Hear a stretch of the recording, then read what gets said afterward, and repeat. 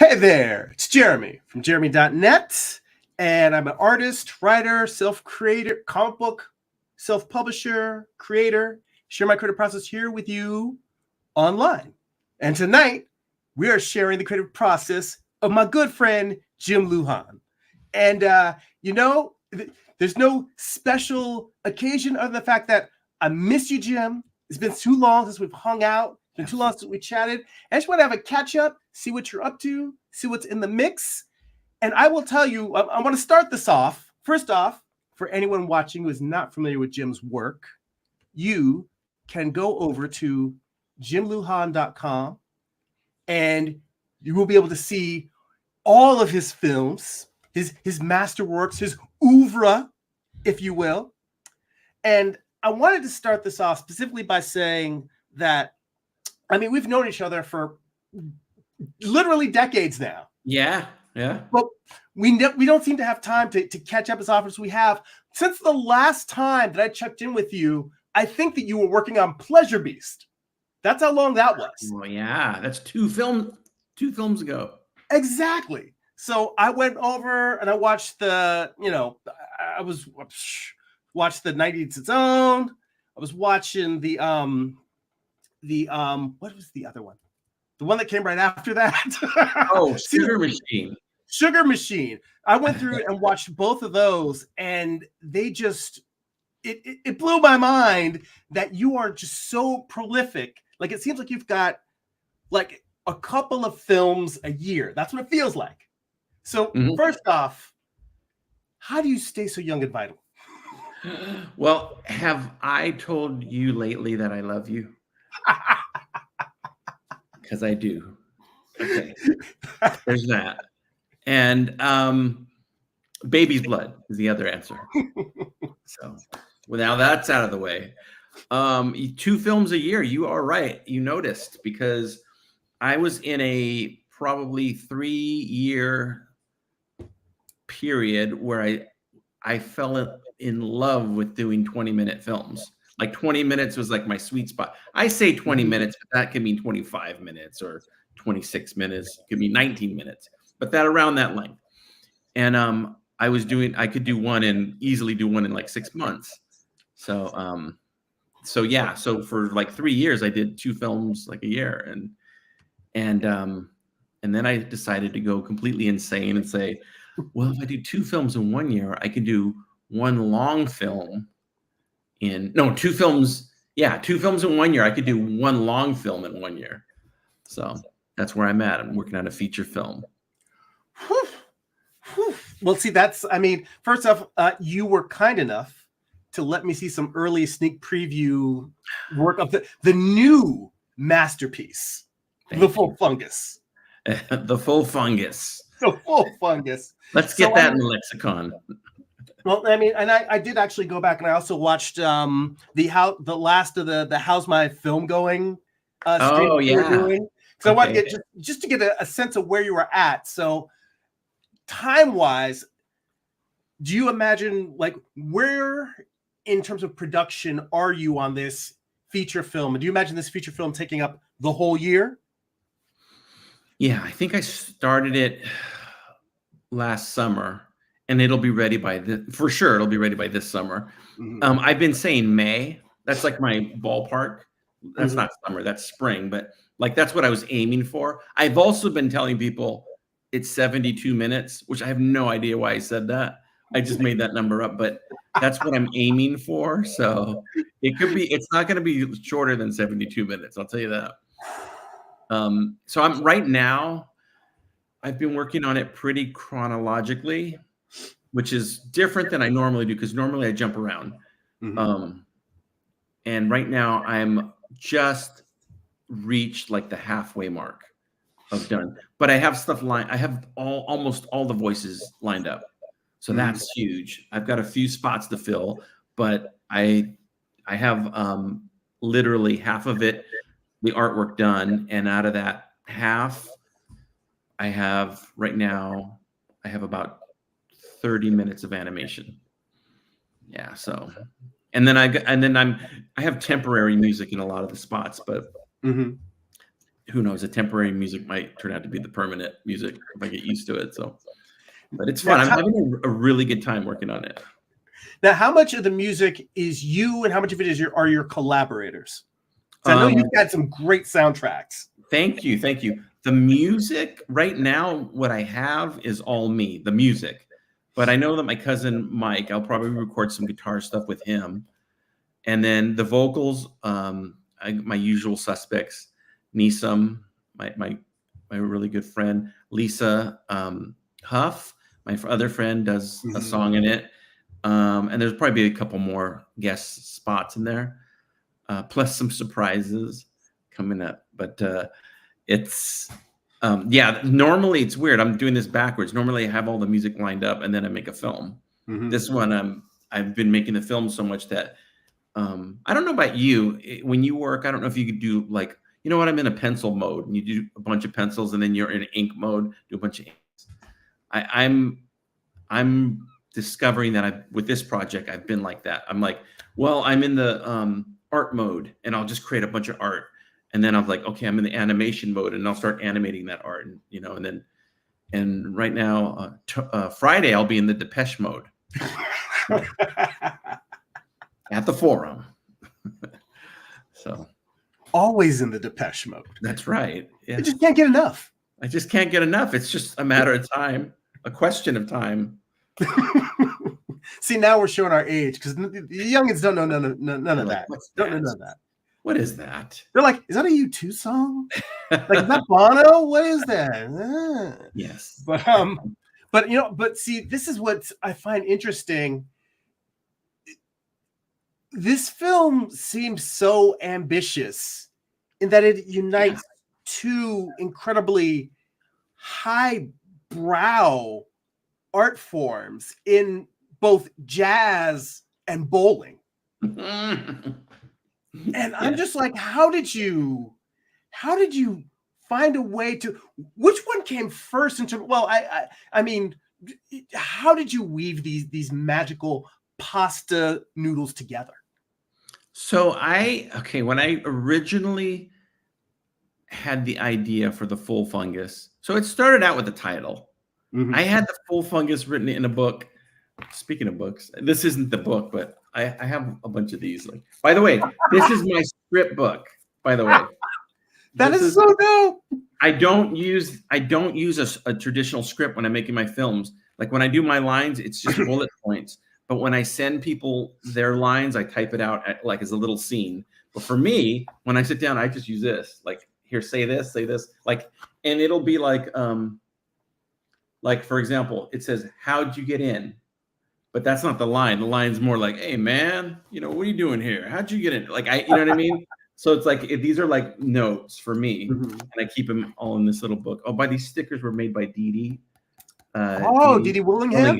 Yep. Shout out to Dee Dee, amazing artist, amazing work. These are great, Dee Dee. Thank you. Those look real dope. But so yeah, when this book's not quite full, but it's getting there.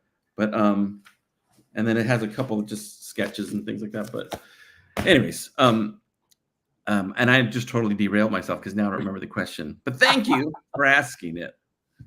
The melding of jazz. Well, because we were talking about music and the fact that, I mean, how many instruments do you play? Because just the idea of making, bowling aside, just the idea of making an animated film that revolves around jazz and that you're producing a lot of the artwork, I'm like, it's one of those things where it's like, it seems like you're either a glutton for punishment or just insane. Or insanely a glutton for punishment. That could be. No, it's gotta be one or the other. Don't be adding on to my questions. Since I don't like punishment, I think I'm insane. I'll go with that. But so for the instrument thing, I don't know, guitar, bass, a little bit of keyboard or piano, and I could play drums. And then I have never picked up a violin or saxophone, so who knows? And professional egg shaker. So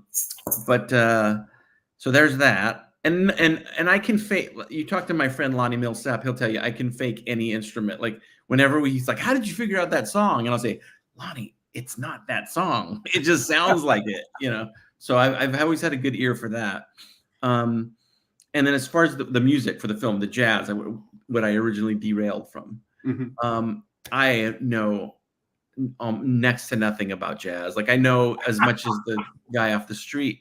However, again, with the faking, I'm like, well, if it's really avant-garde jazz, I could, and I know what sounds good. I can just totally fake it and then and give it a vibe. That's the whole key. Like it has a vibe, and you hear it, and you're like, okay, that has a vibe, and from there, everything else is distraction, all the visuals and stuff like that. So I'm really not trying to convince anybody. Like, in fact, I'm kind of doing the opposite. It's kind of a jokesters jazz, and it's supposed to be because the lead guy in this is named Mink Fungus. He's what the full fungus is named after, and he's supposed to be this jazz, kind of like a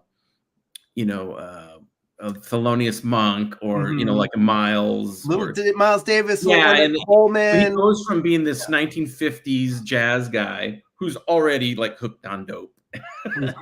And he goes into the 60s where he becomes like this Sly Stone, Jimi Hendrix figure.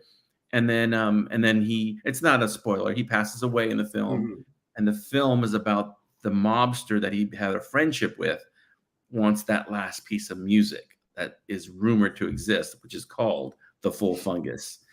And that's what this whole movie's about, his quest to get it and all of the calamity that ensues because of that. So, and yeah, it's pretty ambitious, but I never was at a point of the story where I was like, oh man, now what? It kind of unfolded. What I had to do, Jeremy, I don't know if you've ever come across this. What I had to do was there were so many reveals in this film, this film, that I had to like pull myself back from like, okay, too many reveals. Like just tell them. So if you'll notice, there's a little documentary. This is one of the things you saw. There's a little 2-minute fake documentary on the full fungus, and that will play at the beginning of the film, towards the beginning, and it fills the audience. It answers so many questions that were originally going to be reveals. And I'm like, I can't do that. This is like Lost, It's a nice table setting. It gets you in there. Right. It's very quick. It trims your hair. It brushes your teeth. It washes your ass crack and says, okay, now you're presentable. That's right. And it applies a nice talc on it. Yes. So, yeah. A little powder on the taint. There you go. So, which was the original name of this film was Powder in the Tank. So on the tank. But yeah, I'm having it. There's one thing that about this film, I'll tell you is, and I can't escape this. There's so many characters in this film. Like I was originally thinking, good, this is a solid setting of like 6 characters, and it's like every other scene, there's a new character come popping in and stuff like that. But they all work to serve the film, they all some of them make one appearance and never come back. You're the Robert Altman of animation. I think so. I think so. Like Shortcuts or something. Yeah. I mean, I will tell you though, I am genuinely in awe of your process, just the writing process alone, in that it's so improvisational. And I have tried to write comics issue by issue. And I've tried to write stuff where I just made stuff up page by page. And what happens is I end up with 20 or 30 pages that I throw away. and that's the thing. I mean, not everyone, like I can't tell people my process is going to work for everyone, but I know for me, actually, I think it's that I haven't gotten good enough yet. Because I believe that there actually is a lot of power in that if you don't know where you're going, then the audience doesn't know either. I think that's extremely powerful. I've tried it and I just simply can't pull it off. And the only way for me to make a story is for me to sit there and grind out the story structure until I'm like, okay, this is solid. This is a fulfilling story. This takes me from beginning to end. It's like I need to know what the journey is and I want to go on. Doesn't mean I can't change stuff around, but I need to be happy with the journey. So this is where I want to go. Yeah. And more often than not, what will happen is, yes, I move some pieces around. I may change some sequences, but what it tends to be is I'll get to like the last scene and I may change the actual ending, or I may add an epilogue that changes everything. But it's more sort of like the overall ship is there. I might just add an extra smokestack or change it from like, gunmetal gray to like neon orange. But overall, the structure's there. Yeah. The bones of it are there. It's just that the person might get fatter or thinner, but the bones stay the same. Yeah. One of the things, and I guess this speaks to the way I approach the actual working of the project, is for the last 10 projects I've done, probably, the titles come first. Yeah. So like the full Fungus was written down in a book like this, along with a bunch of other titles. In fact, I think I have it on my phone, a bunch of titles. If you look on this list of titles, it says Pleasure Beast. It says The Full Fungus. It says The Night Eats Its Own. It says, and I had no idea, like if you asked me, what's this film going to be about? Like if you would have asked me years ago what The Night Eats Its Own was about, it was a different story that I still might tell, but it's a whole different story. Nothing to do with the final Night Eats Its Own. It was more of a city story, and it was totally different. And but I used that title because when the time came to, I said, I feel like making this movie, and there were certain elements, like that particular film is my love letter to Santa Barbara. I love Santa Barbara. So, and I wanted to do a film that took place in Santa Barbara, and just all the hills, the avocado area of Santa Barbara, not the beach. And that's why that was.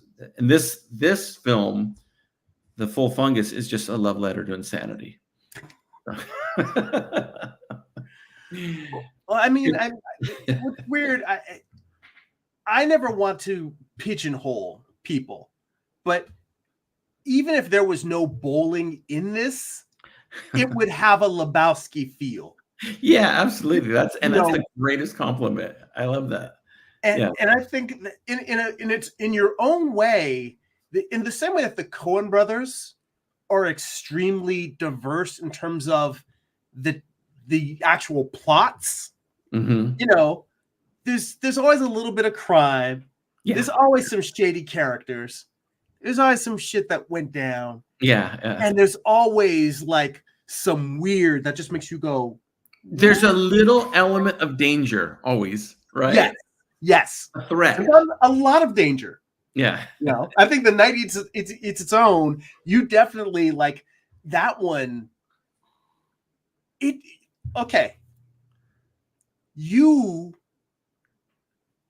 do a great job at amping up tension and comedy at the same time. Thank you. Things get ridiculous, but you never lose the sense of like fear. Like something horrible is going to happen. You're like, and it's going to make me laugh my ass off. You're like, but this is still horrible. It's like, it's not Looney Tunes. Like somebody could get their thumb cut off. There's a slight sense of reality, even though it's an exaggerated comic-y Mad Magazine version. But like, I don't do a lot of like turn to the camera and go, can you believe this cartoon? It's like a skewed version of comic reality. And yes, you hit the nail on the head. I'm a huge, I wear it on my sleeve, influenced by The Big Lebowski and Pulp Fiction. I mean, those two films especially, but also there's films like Slums of Beverly Hills. I don't know if you've ever heard of it or seen it. I've seen it, but I saw it like, I think in the late 90s. I think back when it first came out. Yeah, it's one of my favorites. Natasha Lyonne's like first starring role. Big influence on me. And also growing up in the 70s, as a little kid in the 70s, a very little kid, seeing these movies come out, and they were so gritty, and so there was just like a sense about them that I think I've always tried to capture in my films, no matter what era or what style I'm going for. There, it looks like it could be in the 70s kind of. Even I did one called San Giorno Must Die, which is really it's 80s flavored, but it'll still. I just have I think I just have a dynamic of the 1970s in my work. You know what? It's like you have an LA noir sensibility. Yeah, I like that. Yeah, I can feel it. You know. Yeah, yeah, and or even sometimes a Pasadena noir, a West Covina noir, Claremont noir once in a while. Claremont noir. Yeah. So it's almost kind of like Pearl or X, like, you know, you go that far out to the Inland Empire, and then just like you're out in the boonies, and you know that's where you get the Texas Chainsaw Massacre. Just sort of. In the film Revengeance, I named the biker gang the Inland Emperors after the Inland Empire. You know, so I mean, you know what? Some bikers really should take that up, because that just great. With the meth out there alone. Yes. And by the way, California has the best meth. Yeah. I think we can all agree. I mean, it's a low bar, but I've never tried the low bar of meth. But well, I mean, you know, I got a free subscription to Meth Aficionados the last the meth time. club? Meth of the month. Meth of the month. It was. I think, you know, it was just one of those things where like my credit card company was like, "Here, please take a free subscription." Yeah. You know, and I was just like, you know, Heroin Chic, the magazine, just it didn't have a lot. I mean, other than like the needles section. It didn't. You know, I started a meth zine called Where Are My Teeth, and it was only 3 issues, and then I got distracted by the scabs. But we'll move on, though. Let's move on. Okay, so you know what? This is an interesting thing. Okay, so we were talking a little bit about storytelling and the improvisational nature of yours. So are you writing throughout production? Do you have a writing phase where you do the bulk of the writing? Are you able to write new projects while you're in production on a current one? How do you pace out the writing process? How does it work for you? You seem pretty fluid about everything. Always. At the end of a project, I start the new project. I start getting little ideas for so when I get towards the end of this, I bet you the next project things will start like, oh, I think I want to go this one next. And I start doing little gatherings, but that's it. I don't really work on 2 at the same time. I've tried that, but it's just, I don't know. It's more better to focus on one. That's why I get them done quickly too. As far as the scripting and the writing out of dialogue and stuff like that, no, that's as I reach the scenes. But there's a caveat with that. I do. Well, here's a good example. Back to the book. I do bullet point everything out. So everything's bullet pointed. It makes sense to me. There's whiteout in a lot of this that you could see. You know, they have these things called erasers. You could just write it in pencil, man. Never erase, just white out. Actually, this analog version is the same thing that's on my phone. The reason I have this is because, it's because I was writing scripts to myself. So, yeah. Just want to give a quick shout out, Corey Kerr in the chat. He said live on a weekday. It's like only Jim Lujan could pull me out on the weekday.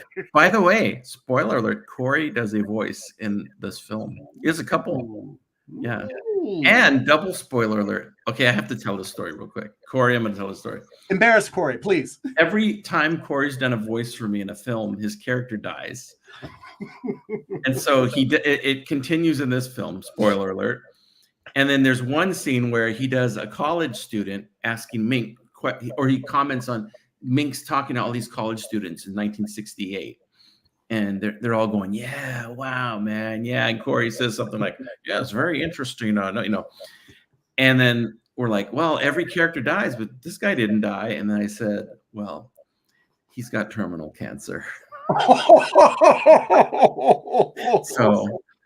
there is that. So he can't escape. But Corey is very. Oh, and his wife Malia, she plays Brandy Fungus, the lead female character. Yep. Ooh. So this is very incestuous. Mink's widow or Mink's daughter? Mink's. Okay, so. Oh, complicated. No, is this a spoiler? Because I don't want to. No, none of this is spoiler. None of this is spoiler because this is early on the main plot. It's not hidden. It's not revealed. But Mink. The story is about Mink's son. Mm-hmm. Yeah, I want to catch it in post credits. Yes, R.A.P. He's going to be in memoriam. He's in a hospice, and you just see him pushing his chemo bag on the thing.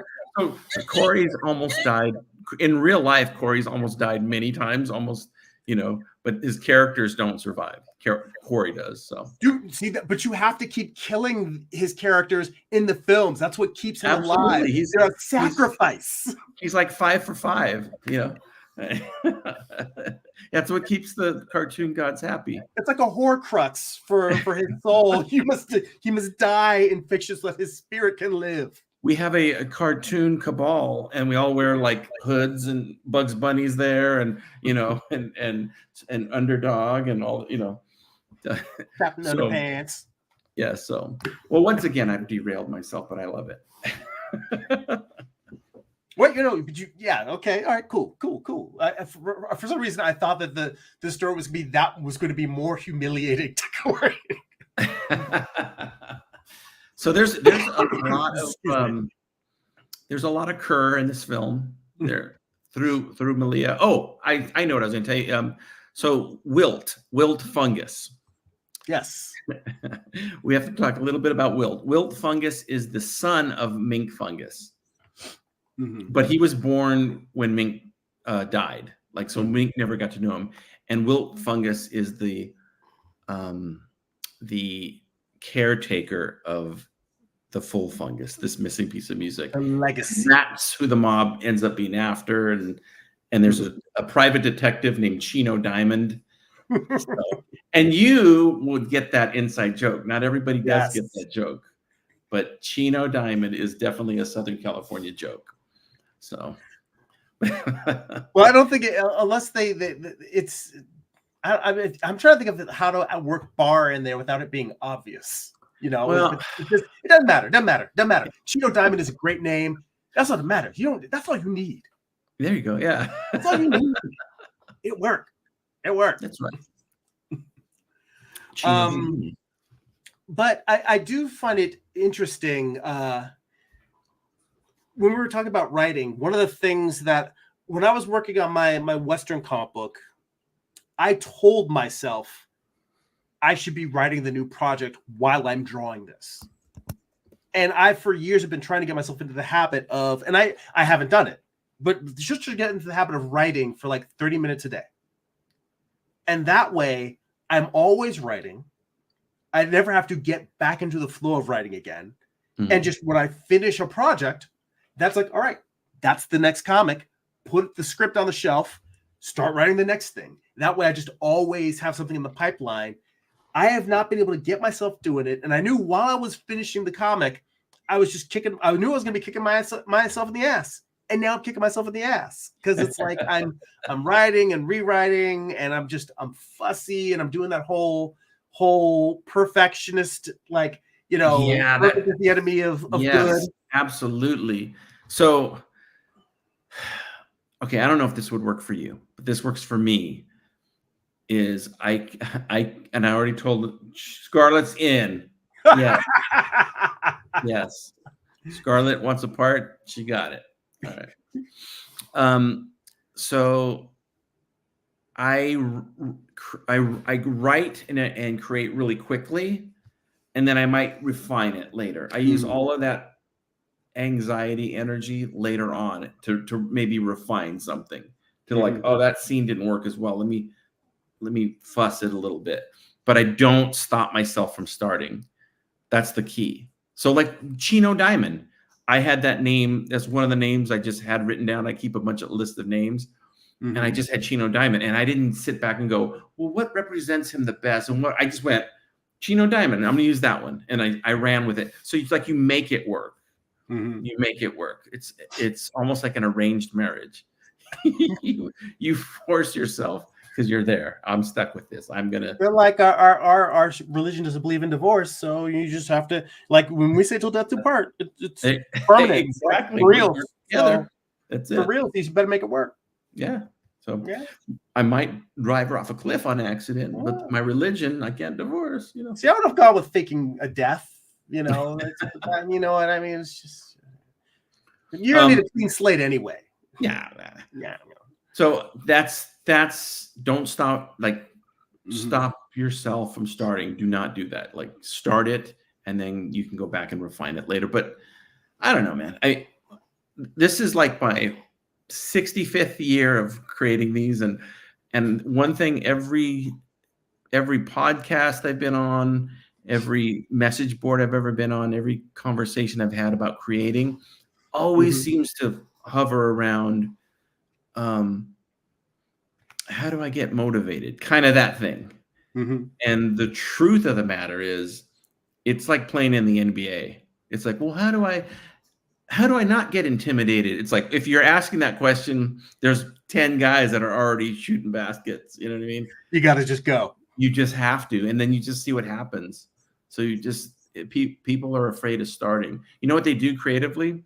People do the junior high fight, the shoulder fight, where there's two guys, you go, no, they bump. They don't even throw fists. They just bump. They go, you start, you go, and then they don't want to fight. So they just, but that's what people do creatively a lot. I think they stop themselves from starting, and it's about getting past that.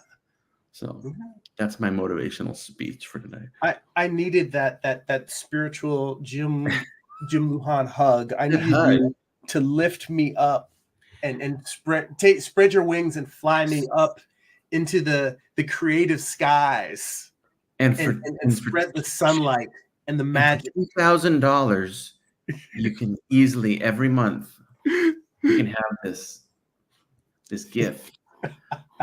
That's nothing for what it's worth. You know, starting an animated televangelist channel, there might be a business model. Well, I've already got. You're not fast. I've got the Reverend John Henry Unicorn. Yes, he's actually right. See, and that's the other thing. You have such a rich bench, or a deep bullpen, as it were, of creative characters to use and reuse and to bring back and to kill off and go back into their past. And you're telling stories of different timelines.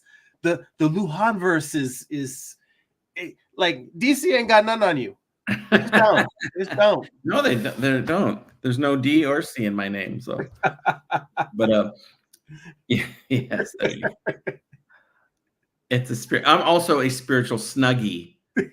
So that's funny that you say that. Behind, just put their hands through. You know what? I do utilize that too. I think. Wow. You know what, Jeremy? I just realized I've always. I think from my first animatic cartoon I ever did, I think I've always just continued having them in the same universe.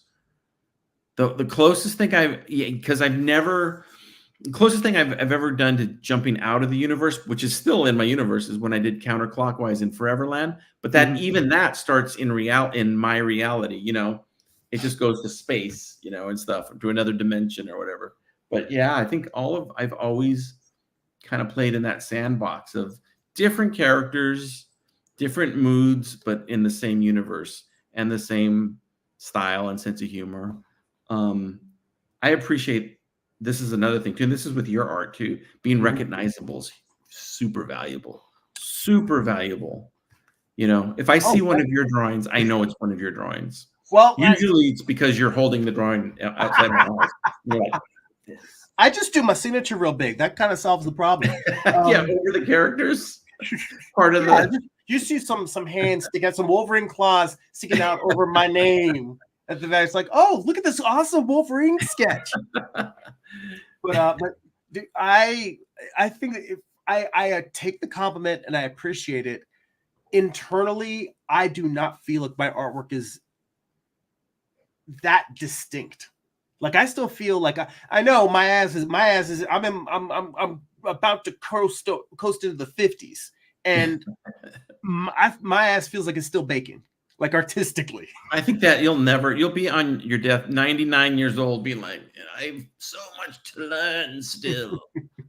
You know. I remember like one time I was reading a Miyazaki interview, and I think that when he was like 70 something or maybe 80, and he said, yeah, I think I'm finally starting to learn how to draw. And I just got mad. I shut up. Yeah. Shut up. Yeah. It's I thought about this too. If you had to choose between creating the stories, I mean, okay, let's say the story is going to get told, but you had to choose either you're creating it and steering it and it's somebody else's style and look, or you had to do other people's stuff, but you had a real recognizable style, but you're not creating it. If you had to choose one of those, I know it's rough. I know which one I would choose. Sophie's choice. Neither one of those is appealing. I know. I would choose the first. I would choose like coming up with an idea, and even if somebody else told it, and which means I'm willing to sell off my babies for the highest bidder. Well, no, actually, no. I mean, I think that's the exact opposite. That's being a director, where you're bringing in talented people to fulfill your vision. And the fact of the matter is that just about any idea I have, there's, I can swing. I'm not going to say dead cat because my wife will get mad because we're a feline house. But I could swing a dead monkey and hit an artist who could execute the vision just as well, if not 10 times better than I could. Like the world is just full of people that I look at. I'm like, you are so much more talented than I am. So to be able to recruit them, because I'll tell you this, it's not like my aspiration is to be the best, because that ship sailed long, long ago. It's the fact that I genuinely find the act of mark making, whether digitally or on paper, but I find heard you say that the other day too. Yeah. By the way, mark making. I like that. I like that a lot. Well, that's the thing. I mean, a lot of people specifically working digitally, they don't like that it doesn't have the tactile feedback that working on paper does. And there's a difference.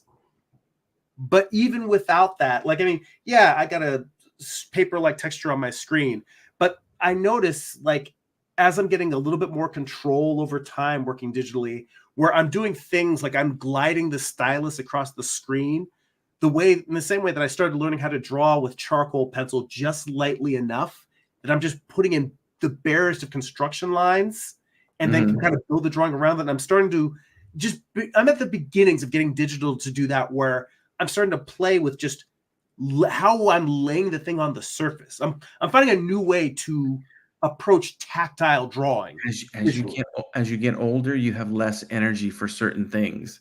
And I think what's happening with you is you have less energy to be neurotic about things that stop you from progressing. You're just like, okay, I'm moving forward.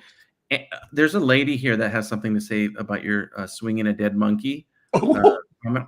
What do you talk about the dead monkey swinging? Don't do that no more, okay? Okay. I'm very upset. That was. Of course, she's Italian. No, I'm not. I'm Siberian. It's just a horrible accent. I don't know how to do that. This is a Dee Willingham creation, by the way. Ooh, two appearances. There's 2 shout outs on the stream. There's a thumbnail. Oh, hell, let me just screen cap. So I really do believe that. I feel creatively I'm in a really, really good spot right now because I do have much less energy to worry about certain things. But when you're young and you're hyper and you want to attack, that can get you. It's kind of like, I guess, being an artist when you're young is like you want to swim as far out as you can into the ocean against the waves and drown. And you have a certain amount of energy and you get as far as you can. and then you either sink or swim. So if you get far enough, you could reach the reef, maybe. And that's kind of where we're at, where our toes are touching the reef.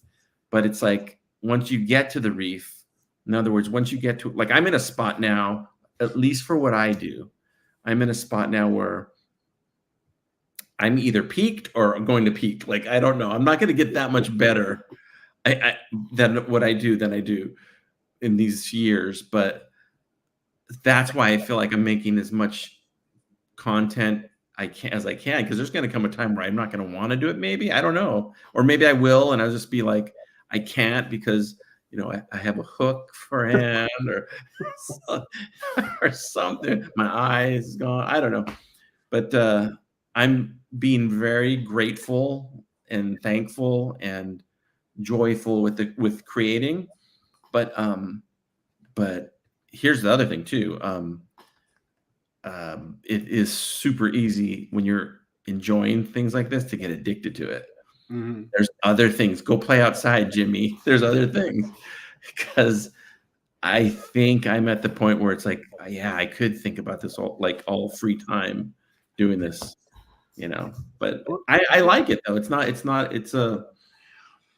like it's a painful labor for me to do this. It's a joy. I like creating.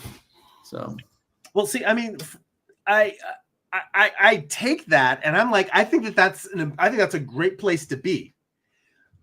I genuinely, for the most part, I generally get 1 to 2 hours of creative time a day. And some days I don't get any.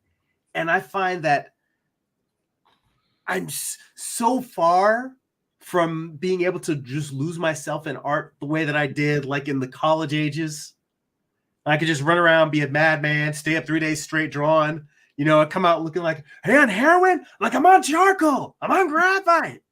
And you just, the graphite just starts coming out of like your eyes, tears, liquid graphite. So I'm like, oh, that's beautiful medium. Let me just mix some of that up.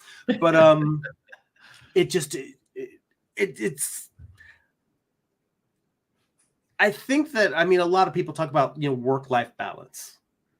And I get that it is healthy to, honestly, just, I could be sitting here drawing. Instead, I'm like, I wanted to make time to see my boy Jim because we ain't talked in a long time. I know. Exactly.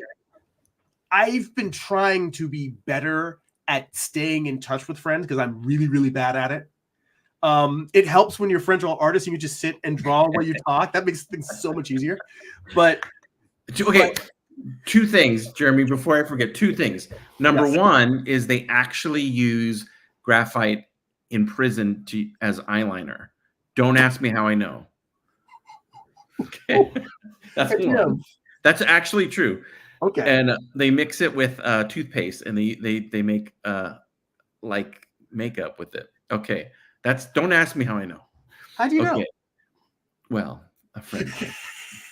So, two is there's a direct tie into our badass ego that we're badasses. There's a direct tie into us create. It's a kind of like the people that lift way too many weights and are too, and you're like, and they want to get bigger. But you know why? Is because they've internalized a little bit of positive feedback from other lifters or from civilians, and it's driving this thing in there, this chemical in their brain. They want more and they want more, and it feeds their ego, and they feel better about themselves, and it's like a circle. And that's how it is with us. Like, we know there's a part of us that knows, like, wow, we're pretty good at this. We are. I mean, we could be better, but we're pretty good at this. And we've been told that. And so we just want to keep, I think there's part of it, that's half of it. The other half, and I think this is probably true for you, is we just purely enjoy it. If nobody was watching, and sometimes there is no one watching, we would create. We were the kids that were just drawing by ourselves in the kitchen or whatever, or in prison in my case. But, I was a kid in prison. So, well, that's the eyeliner. Yeah. So, but it's one of those where we not only can we say like, well, if nobody were paying me, I would do it for free. Not only are we doing it for free, sometimes it costs us money sometimes, or costs us time, you know. So but I do there is an ego thing there with that. It's because we, you know, if we were guitar maestro, if we were Eddie Van Halen's, you know, we would be like practicing every day, because it's part of the, you know, tell me I'm pretty. By the way, you haven't told me I'm pretty in this whole interview. And what's up with that? Is the camera not working right? I think you need another new Instagram filter. Right now you little busted. I think you need some graphite. We need some graphite on little oh, here, this is a better look for me. So I was saying, anyways, between one fern, you can't see the forest through the trees. But no, there is part of that, and like I said, if I weren't talking to you tonight, I'd probably be drawing right now, working on the film, because I know it's going somewhere, and you know when you're working. Here's the thing, though, I get the feeling that you draw for enjoyment sometimes. It's not even a project; you'll just draw something, right? I never do anything I ever do is always geared towards a project. I never draw for. In fact, it's not pleasurable to draw for outside of a project for me. Dude, half of my drawing is just taking figure drawing classes. Right, yeah. And it's like, here's the thing. I realized after about 5 years of taking classes that if for some reason I was never, ever to do like personal work, it's just like, you're never going to make any money from it. You're never going to be allowed to do it. It just is not, shut it down. Just shut it down. I would not be as happy just doing figure drawing, but I'd still feel fulfilled. Just there's enough in solving the puzzle of anatomy and proportion and gesture and story in a single image. There's enough challenge there that challenge would keep me entertained if that was all I did. I mean, I'd rather make comments. Jeremy likes drawing naked people all the time. Okay, I just want to make a note. So you don't need a note. I got a shirt. It says it. I'll send it to you.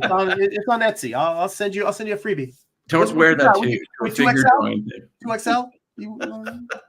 Yeah, I'll send you one. I'll get you one. Like I have friends that would go, and actually, it's not that I don't enjoy it, but I have friends that would go in a park or go into a city and they would just draw people and stuff like that. And that's something I've never really, I've never been doing that regularly. Mm-hmm. For one, if they looked at saw my version of them, they'd probably be like, "We're gonna throw hands right now,"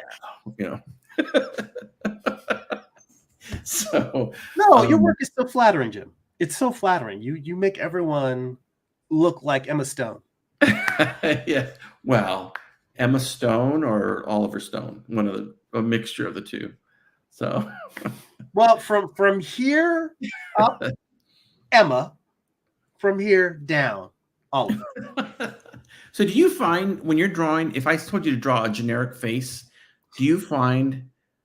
I think a lot of us kind of put ourselves in the character. I always like my generic faces look like my cousin Mike. It's so weird. It's so weird. They always look like my cousin Mike, and there's some kind of emotional thing. But I think Chris is interested in the Stone twins and their magical. Well, whatever glow. Picture Emma Stone, but just with Oliver Stone's face. That's the visual I want you to have. I'll get like an Aphex Twin going on. Or vice versa. So, or Sly Stone. You choose. I'm just imagining her face, and then you just see like, and like Oliver Stone's face. It's not like his face splits. It just emerges. It just pushes forward from her face. Absolutely. Or she opens her mouth and he pops out like a Quato. Or he says Stone Cold. Yeah, that's it. That Oh, too. there we go. There we go. There we go. So Good like right there. Christopher Runciman, who Mhm. actually I think everyone in the world is in this film now. Chris is in this film. He plays you saw the clip with the bowling Yes. announcer. Yes. That was Chris Runciman. Oh, nice. Great work, Yeah. man. Did a great job. Did a great job. So Jeremy, you know this. There was a time years ago where I did all the voices for Mhm. years. Like if I have 50 cartoons, let's say, probably 35 of them I did all the voices for. Like there were years where I had nobody doing any. Neeson was always involved. He always, if I ever had a theme song to be sung, my friend Neeson Mhm. always sang it. But as far as the voices go, it was me doing everybody. And then I started kind of sprinkling in a guest star every once. Oh, you'd be good at this. Can you do this? And then I realized about 6 or 7 years ago, I realized, probably 10, I'm terrible at guesstimating years. It was probably 12 years ago. But I realized it was a shot in the arm. It really it excites me to be able to bring certain people in, and do a voice here and there. So that's something I've planned to always continue. And I think the ratio now, it's sometimes higher guests versus me, in the films. So, but once in a while I do a film where it's just me, Mhm. just to show the world that it is me. Just stuff like so the young bucks don't get a little Yes, full right. themselves, just let Yeah. me flex a little bit. Sometimes Prince puts the band away and he has to go into the studio and and make But I mean, animation it is a very collaborative medium, and I think that obviously having friends coming in and contributing all these voices, it allows you a chance for more surprise. You get that take, that read that you didn't expect, but you're just like, 100%. Yeah. hey, 100%. hey, Yeah. no, okay, this is an interesting question, and I don't know. This might be something where you're like, nah. But beyond this film, but if you can think of over like maybe the past dozen that you've done, have you ever had a guest voice actor perform a scene in such a way that it made you say, I'm going to alter some elements of the story. I'm going to change something up because they brought something. They brought something to the barbecue, and I need to cook it. Right. And now they brought coleslaw, so now I need to make something to go with coleslaw. Well, let's just say Chris Runciman is macaroni salad. All right, but really evolved fine. Now, yeah, I think that's happened a few times. Yeah, because when I have somebody do a voice, it's because it's something that I want something different than what I could do. I'm not trying to guide them to do it exactly like me. I'll give you, boy. Oh, I'm trying to think. I know that must have happened. I can't recall exactly where, but I know it does happen. But I can give you the reverse osmosis. Okay. I usually don't design a character around somebody's voice, like, oh, you know what? This person will be great for this voice.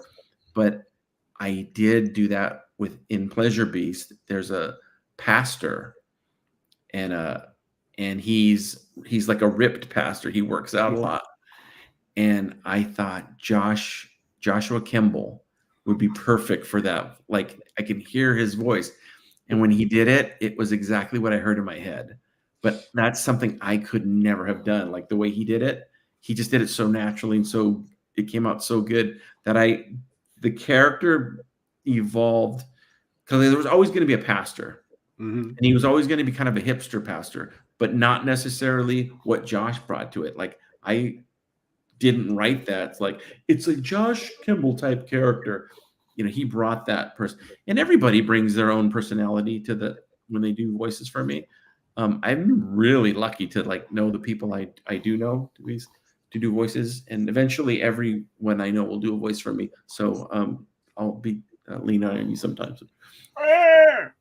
I hate the sound of my own voice. So, I mean, if you find something that you feel, if you decide, all right, well, this is the movie that I'm just going to drive into the ground. I need a voice that's just nails on a chalkboard going to tank this thing. Then I'm your guy. About a guy who has a fetish for doing live figure drawing, and nothing to do with you, but the figure drawing connoisseur. Let me just wet the tip of my 2B. You know, it's okay to go. It's all right to go to figure drawing, Jeremy. It's not okay to adjust the models. Here, can you put this a little over there? You're like, there you go. Let me just, can you lift the sack? Just lift the sack because it's cast in a weird shadow. That's gonna be the quote of the year for you. Can you lift the sack? My boy Byron, like, we were never the same. Snarf. We were never the same class together. That would have been. See, because that's the thing. I was such a studious. I've been such a studious figure drawing student. If you were in class with me, it'd be shenanigans. It would just be shenanigans. We'd get thrown out. Especially if you were like on each side of the figure, like the figure's in the middle, and you're on that side. Yeah, that would have been like you're doing rabbit ears with the model's butt, and I'm like, no, it's more of a crocodile. Yeah. Do you get a good sense? I know your figure drawing there's a certain element you can never replace, but when you're drawing off of a image, off of a computer or whatever, are you using a different part of your brain? Do you feel like? I am. So, well, what's interesting is the guy that I'm studying with for years, he started during the pandemic, he switched to doing Zoom classes. And the classes used to be in person at the Animation Guild in Burbank, and they're moving offices. They aren't even gonna have the same setup. So it's like that's gone. You're not at the Animation Guild's not at the same spot anymore. I don't know if the actual offices have moved, but I know that they're planning to move. And I don't. But first off, they have not gone back to in-person classes, and secondly, when they do move, wherever they're moving to is not gonna. I don't think they're planning to have a figure drawing space. They don't want me in. The Animation Guild doesn't want me. They keep moving and not telling me. They're trying to hide from you because they know your ass will take over.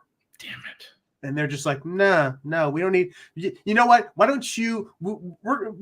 You keep your fungus to yourself. That's what they said. We're not the Fungus Guild. We are the Animation Guild, my brothers. Is that correct? That sounds like that would make a good short. But you know, okay. So the question was just about using a different part of the brain. Yes, in the sense that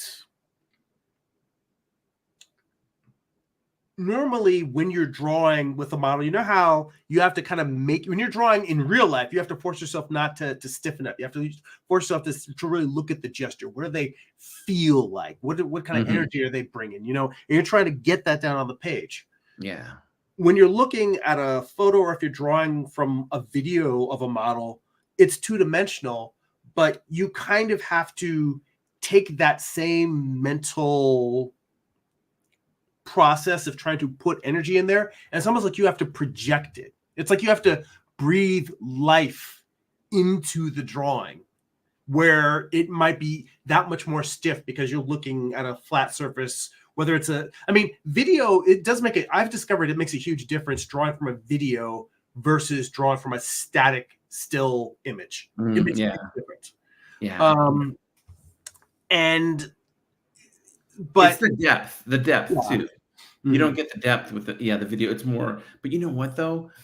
One of the reasons I do like drawing off of 2D images is because I think with the way I stage stuff, I really like the use of space, like the distribution of space and things. And even when it's off balance on purpose, I really enjoy that a lot because like the guys that I look to that do that so well, it's always been Stanley Kubrick and Russell Mulcahy.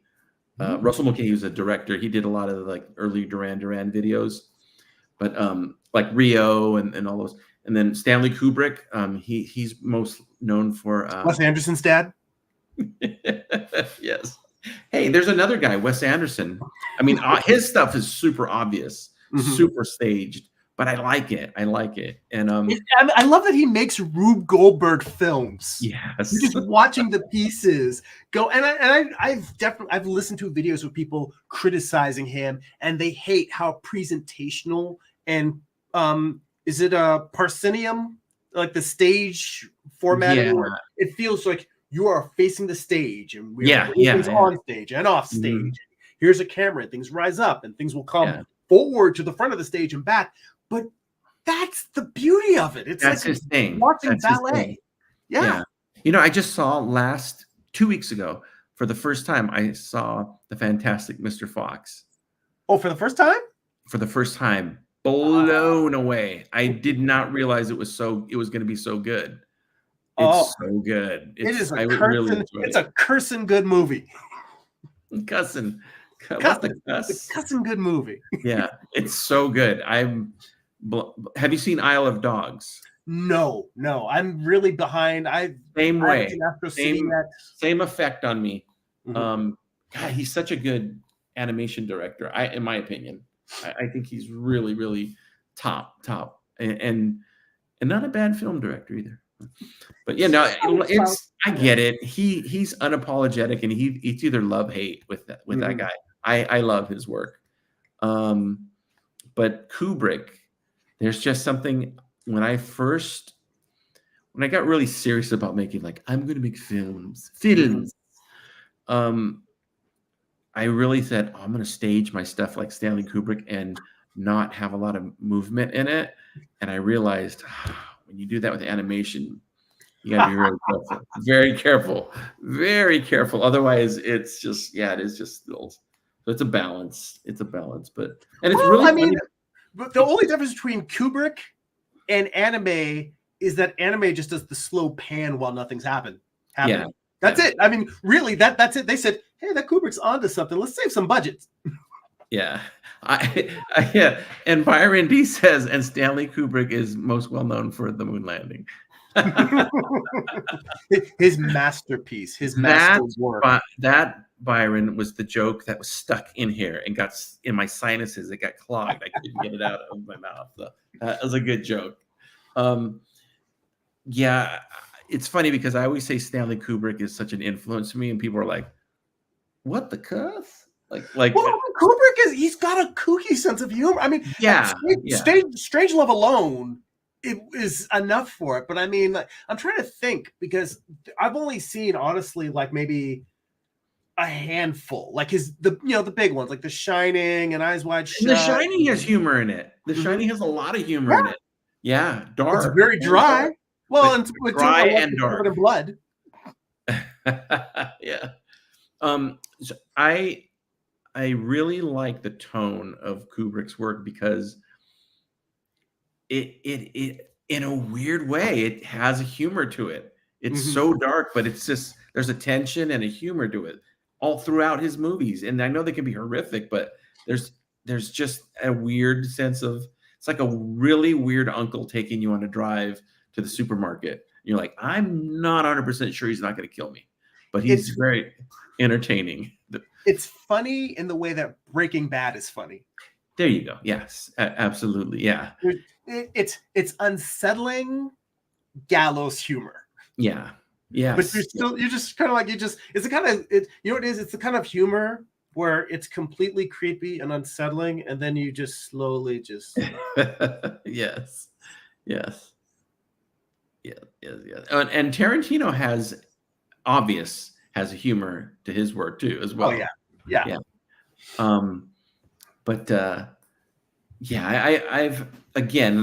told this to Bill Plimpton. Name drop. I've told this to Bill Plimpton, and I said, this always sounds so sacrilegious, and I mean this in a respectful way. And if you watch my animation, you'll be like, okay, I get it. I've never been primarily influenced by animators. More so comic book artists and more so regular film, like live action. There's a handful of animators. Bill Plimpton and Ralph Bakshi are two of them. Wes Anderson and stuff now, and it's very inspiring to me. There's a there's a sprinkling of animations. Some of the Titmouse stuff is really, really cool. But like, I'm not like a cartoon aficionado, and like, I've studied the masters, and that's why I use almost no frames per second. -5 frames per I second. actually take movement out of reality. You move inception the film. You inception the animation. Animaception. Yes, I obviously I'm big on staging, and I'm big on atmosphere is huge because the music and all that stuff. Here we go. Well, let's see. Okay, I have seen Full Metal Jacket, Clockwork Orange. Yes. Have not seen Lolita, and I saw Spartacus, but it was like when they would play it on TV as a kid. I don't remember. Same thing. Yeah, I'm right there with you. Exactly. Yes. But you know what? But this is good, right? This right here, this is a good starting list because I've actually been meaning to watch Lolita, for no reason whatsoever. And but Full Metal Jacket, I mean, and that's another one.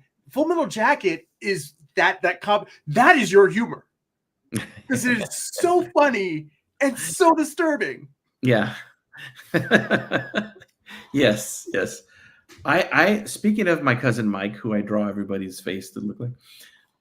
I remember Mike he lived with me for years when I was in my formative years, and we'd record a lot of music together. And I told him one day I saw a commercial for Full Metal Jacket. I was 16 years old, and I never had seen a Stanley Kubrick. Hadn't seen The Shining yet. Mm-hmm. And so I wasn't really familiar who Stanley Kubrick to me was like the equivalent of when I was 10 years old, the name Bruce Springsteen. Like, I'd heard a lot, but I couldn't tell you a Bruce Springsteen song. Well, Stanley Kubrick as a young teen and a kid, I'd heard his name floating all around, and I'd never seen one of his films. So then I saw the commercial for Full Metal Jacket, and I said, Mike, we got to see this. And I don't know how he agreed. He's like, all right, anyway. And I got to see, besides myself, I got to see another human being light up and be like, wow, like, this is mind blowing by Kubrick's artistry. And that stuck with me. Like, wow. Like, because for one, I loved it, but to watch my Grinch cousin who's, I don't want to go to the movies, just sit there and be like, whoa. Like, and that's one of his favorite movies to this day. But yeah, that was like an awakening, that seeing Full Metal Jacket like that. You know what? Another film. No, you're gonna die laughing when you say this. When I tell you this, I've said this in many an interview. Okay, so this is my pull quote. Yes, I think not the first, but one of the first films that really truly blew me away and inspired me to be an artist, and just was like, I want to do that. And swear to God, was Sgt. Pepper's Lonely Hearts Club Band. I swear to God. And I don't even mean that ironically. I watched it, and you know what? Specifically, which scene? I don't know if anybody goes back. I've actually never seen it. I own it. It's one of my favorite movies. I know it's horrible. I know it's camp. I know it's all this, but it's put together so well. And there's a scene where, the Country Bumpkins get signed by the big evil record producer, and they're in a limo. They literally pick them up from a private jet, and they're taking them in the limo to go sign the contracts. And they're playing, or they're doing their version of the Beatles' "I Want You, She's So Heavy." Mm-hmm. It's just, in my mind, you watch that, that's a Jim Lujan cartoon, 100%. That has influenced me to this day. That whole segment, it's like a 15-minute segment, and it's just, it's filled with everything that's in a Jim Lujan cartoon is encompassed. It's got the rich, evil, powerful guy with a cigar. It's got the innocent person that's about to be, subjected. It's got the vixens. It's got the cool rock star guy with the cool rock star hair. It's got the, like, here, try this drugs. It's got the whole, they're on a bed that's a turntable, and it's spinning, and it's just trippy. And I saw that as a 7-year-old kid, and I was just like, this is the greatest thing ever. This is pornography. Whatever this is, I was blown away. Yeah, and oddly enough, I could have sworn you were going to say Purple Rain. No, but see, Purple Rain's, that's like, you know, it's funny. I've speaking of Josh, I have discussions with Josh about, like, there's certain things you can say where you're like, dude, I'm a rebel. I like bands that people spit on, and, you know, I don't care what's popular. What bands do you like? I like The Clash. I like Bob Dylan. I like, you're like, dude, no. You would say, if you really want to go against the grain, you're going to say, I love me some Nickelback. I like, you know, yeah, see what I'm saying? Yeah. So it's my Sergeant Pepper's is my Nickelback. I also grew up I was a huge Beatles fan as a kid. Mm-hmm. And ironically, this is another horrible secret that I always end up saying publicly. Okay, as a little kid, I grew up on the White Album. Okay. I discovered the Beatles in reverse. I discovered the late Beatles when I'm a little kid. I was listening to the White Album and stuff. And then I went back and I'm like, oh, there's earlier stuff. So like, I wasn't raised on like She Loves You and you know, I Want to Hold Your Hand. I was by raised. the time we were kids, like, that's the thing. The White Album was still cool. Right. The White Album was basically always cool. Yes. So, for instance, my dad had an original, still does, I think, have an original LP of Abbey Road.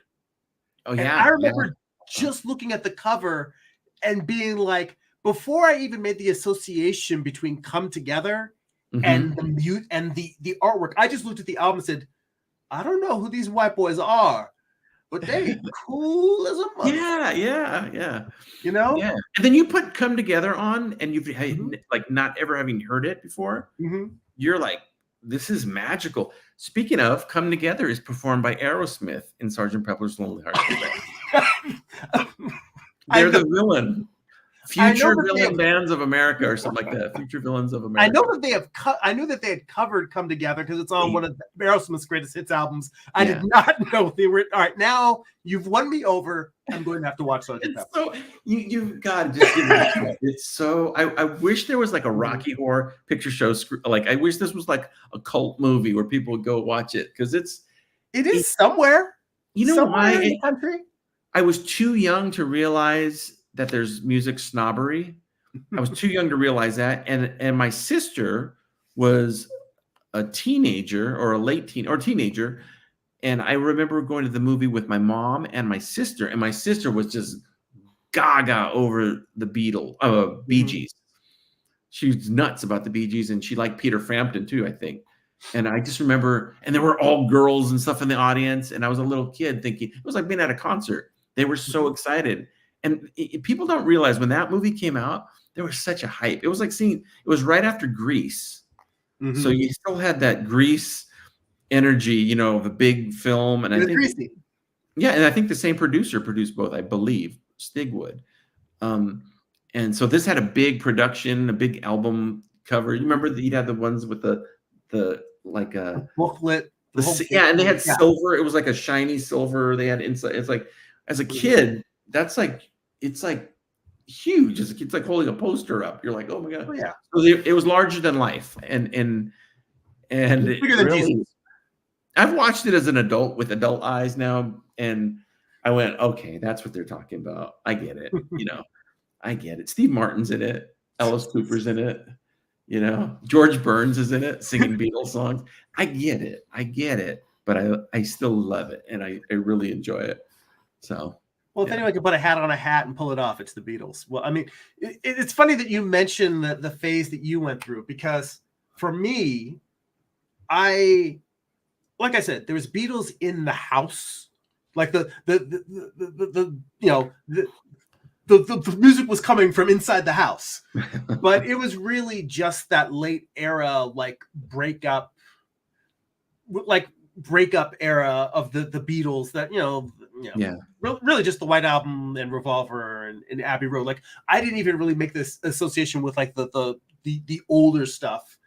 And then like throughout all of my life, to me, the Beatles were like, I respected them musically, but they were kind of like U2 in the sense that they were always in the background. Like, I never felt the need to go out and look for Beatles because they were always there. I'm not saying that they're, I think that I do like U2, but obviously the Beatles, Right. But I never sought them out. And Right. then one day, as I was driving home from work, and I want to say this was well over a decade ago, so I was probably, all I know is that I was either in my 40s or just turning 40. And I happened to get an email from Apple Music, and they said, "Hey, we've got all the Beatles albums on sale for $5 each."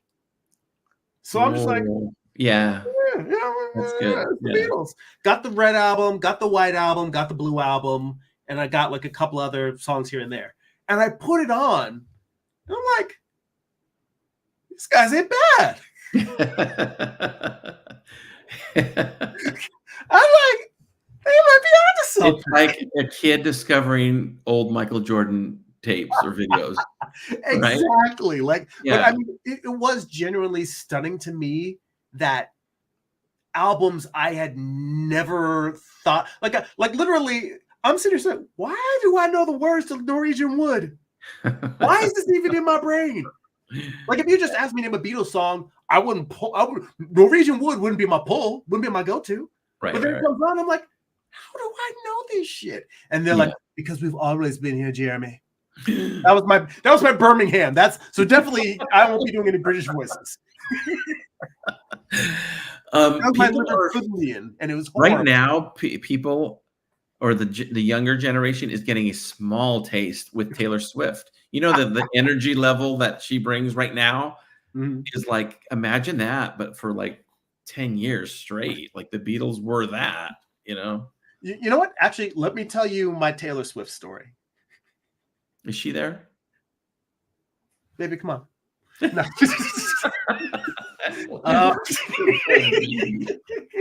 No. So early in her career, and I don't know if her first album had come out yet or whether it was just leading up to that, but she started off, she's always been, working hard. She was doing corporate gigs, traveling around the country. Yeah. Going to companies and just playing their office parties or doing like a lunchtime concert, and she was just making a living spreading the word, spreading the Swift. And at that time, I worked for a small toy company in the Valley, and she came. No way, really? A lunchtime performance, and they had like food for us, sodas and drinks, and literally I came out. And I listened to like 2 or 3 songs, and it was just her with an acoustic guitar. Just doing it. And her big curly hair. I can't remember what her hairstyle was then, because this was also like, she was maybe 16. Mm-hmm. And I just it was well played pop music with a little bit of country flair to it. Oh, yeah. Yeah. And I remember listening for like 2 songs and thinking, this girl is very talented. This isn't really for me. Yeah. And it's hot out here. I'm going to go inside. And I just laughed. So I did not stay. I missed my one and only chance. And she did sign autographs afterwards. And, who knows? I could have, I could have been. You had your little plate. You're like, darling, let me tell you something. It's not going to work out for you. I'm going back inside now. Just shake it off and you walk away. But to be fair, when I went inside and cooled off, I sat down and I worked on some comics during lunch. So I'm keeping it 100. You know what? You were the same guy in the Rolling Stones concert throwing garbage at Prince when he opened for them. I knew it. I was throwing a can of purple crushed grape soda at him. Man, Prince came around just at the right time for me, because that's when you're I didn't hit puberty. When you're experimenting with puberty was eyeliner, graphite. I was eyeliner in my late 20s, I think, when I hit puberty, but no, he came around. I was in junior high when Prince really started, and my friend was into him, and that was my version of drugs, because it was like, hey, you want to come to my house? And I got a Prince album, man. No, yeah, listen to this. And you're listening, like, did he just say that? Yeah, like that whole, like people that, like for example, in my house, my dad was a great dad, but he just didn't cuss. Mm-hmm. My sisters, on the other hand, my sister did, but my dad just did not cuss. And then Mm-hmm. Keith, I remember my friend Keith was playing Prince in his house, and it's like, and I'm like, turn it down, your parents. He's like, no, they don't care. And I'm like, you can hear cussing, you know. I was blown away. It was like, it was so forbidden, and so, you know, and yeah, it's another thing. People think of Prince now, you know, and his whole career played out. But when he first It was came like on, he was literally, it was like Marilyn Manson. yeah, it was the Which first. even Marilyn Manson's passe now. But it was just like, people were just like, oh my God, what's happening? Yeah, and we're way too young to remember Little Richard. I know he did it first, but Little Richard did it up to here, and Prince was like doing it over here, you know. By the way, can I bring this up? I like to spread this word too.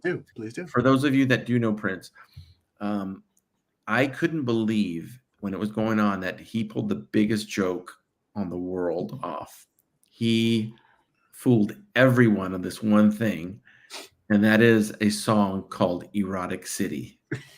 Erotic City, USA. Because if you read the lyrics on Erotic City, and they played it on Kiss FM, they played it, you can still to this day hear it on like KTLA, and they'll be doing a segment and they're playing Erotic City in the background. The lyrics say, we can funk until the dawn, making love till Cherry's gone. For one, how can you say making love till Cherry's gone? I don't know. But here's the other thing too. When they recorded it, he's not saying funk. He's not, but he wrote that on the lyrics, and I just feel like he got away with the biggest joke of all time, like on people. And I still, to this day, I think it's bigger than the Kennedy assassination. I really do. I think it goes deeper than that. Well, I think the video was shot by Stanley Kubrick, so that kind of that. Allegedly. You know who else was shot by Stanley Kubrick? JFK. That's right. You complete me. That's our thumbnail. The best thing Prince is using. Yes. Dave Chappelle on his album cover. Yeah. So everybody, like a lot of the, if you're under 42 years old, you got the tail end of Prince. No pun intended. You got the tail end of Prince. You got all of the later. You got the Elvis in the jumpsuit, whereas we knew leather jacket Elvis. We knew Prince when he first with Purple Rain first came out, and it was groundbreaking. Like it was nobody did anything like that. So I am and was a huge Prince fan, but by the way, I got into all my sisters' music. You know, some kids get into their sister's makeup and clothes. I got into my sister's music. I went through her record collection and went, B-52s, you know, Duran, you know. What's all good stuff? What Berlin? Let's listen to this, you know. So that's how I got into all that music, you know. Hang on. There was a tangent I was going to go down, and it just slipped away. It was with Purple. It was with Erotic City. We talked about Prince. It'll come back. It's not coming back. I'll let it go.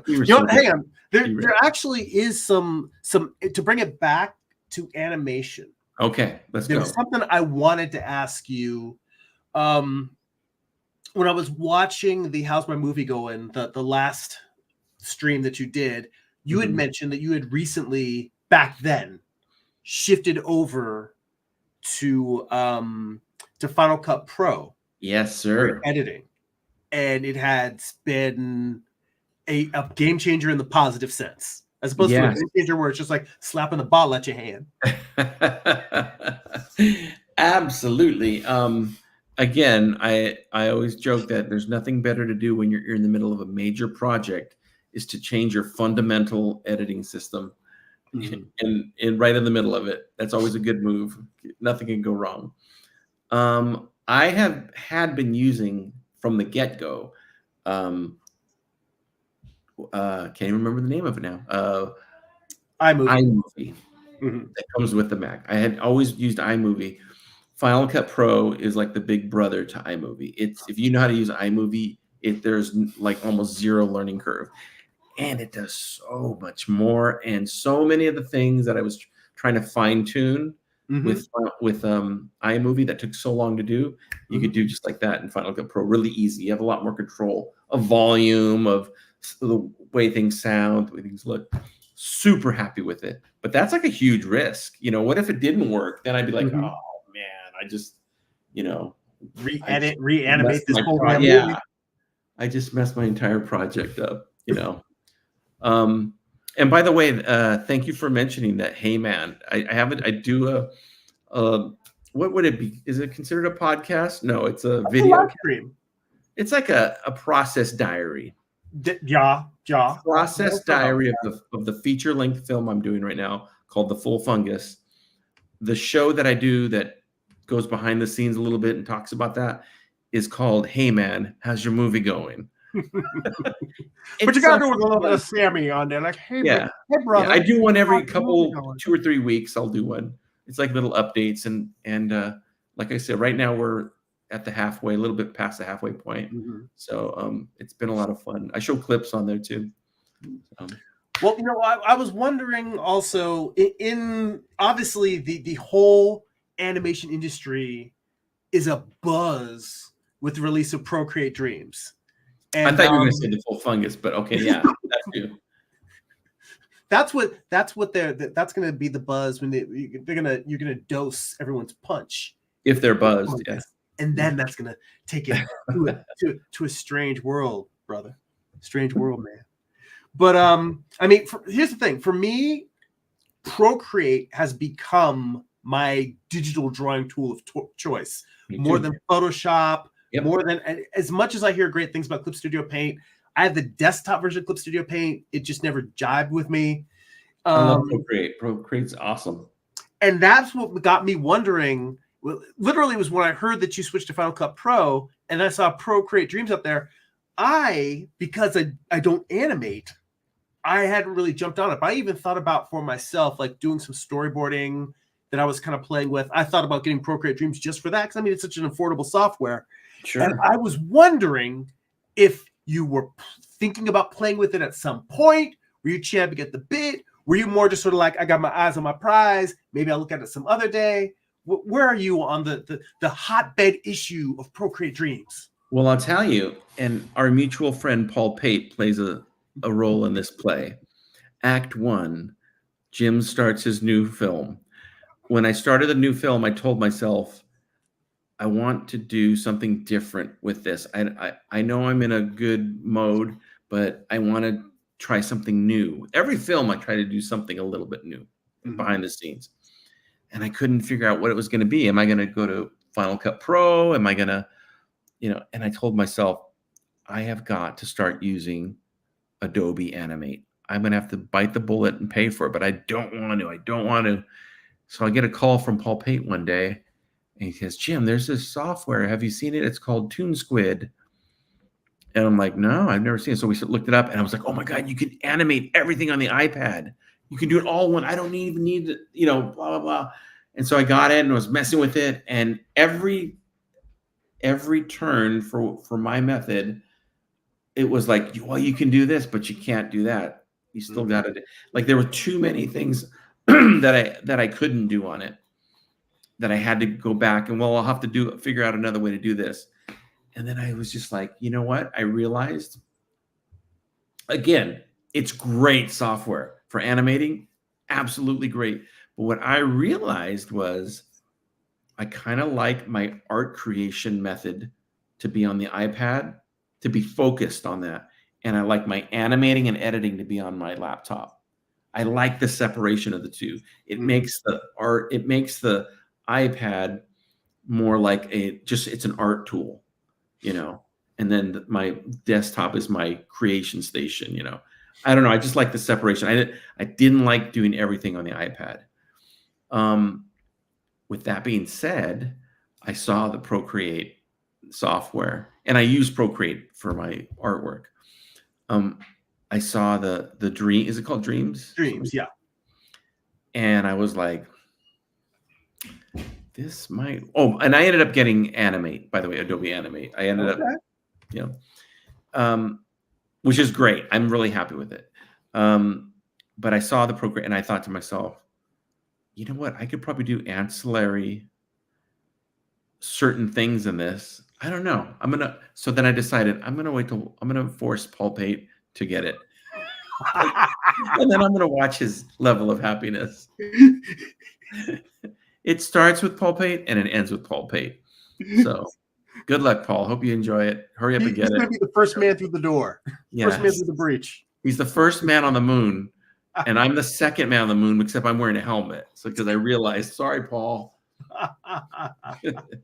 So no, but I'm very interested in it, and I could see myself using it. What if I ended up using it? I'm like, this is better than Adobe Animate. I'm only going to use this now. It could be another Final Cut Pro for me. It took me years to bite the bullet and finally say I'm going to get Final Cut. Now I did it. I'm super happy with it.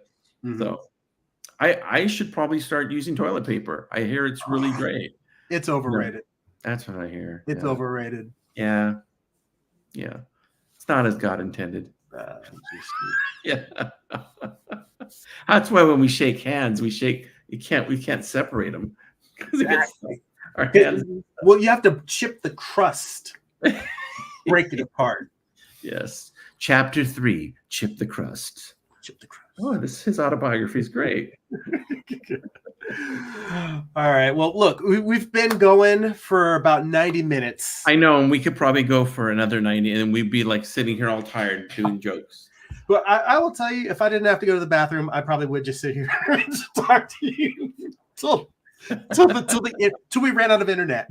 Till we just used up all the internet like some toilet paper. Just like that's all the internet. We used up all the internet. We used it all up. People be calling us from Canada like, "Hey, you assholes down in LA, we used up all the internet." It's like we have our internet piped up here from LA.